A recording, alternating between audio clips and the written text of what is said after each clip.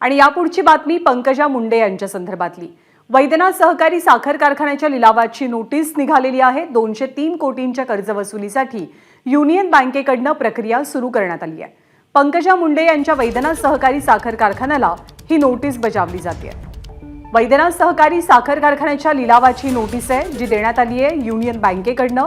203 कोटींच्या कर्जवसुली प्रकरणी युनियन बँकेनं आता आपली प्रक्रिया सुरू केली आहे। पंकजा मुंडे यांच्या साखर कारखान्याला नोटीस दिली जाते, त्यामुळे लिलाव होणार का, प्रक्रिया कशी पार पाडली जाईल याची चर्चा रंगते आहे। पंकजा मुंडे यांच्या साखर कारखान्याचं प्रकरण बरंच गाजलेलं होतं। इतर अनेक नेत्यांच्या साखर कारखान्याला सरकारकडून मदत दिली गेली, परंतु त्यामधनं पंकजा मुंडेंचा साखर कारखाना वगळला गेलेला होता।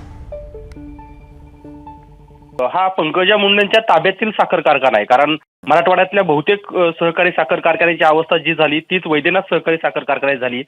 परळीचा वैद्यनाथ सहकारी साखर कारखाना हा स्वर्गीय गोपीनाथ मुंडे यांनी उभा केलेला आहे, आता पंकजा मुंडेंच्या ताब्यात आहे। मात्र ही जी प्रक्रिया आहे ती एक बँकेची प्रोसेस आहे, कारण यापूर्वी सुद्धा युनियन बँकेने लिलावाची नोटीस काढली होती।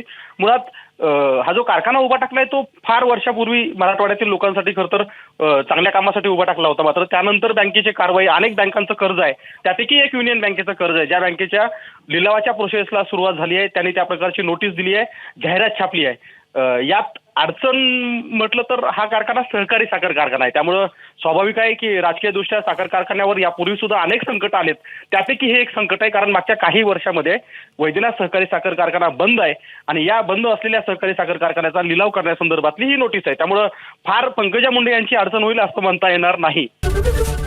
एबीपी माझा, उघडा डोळे बघा नीट।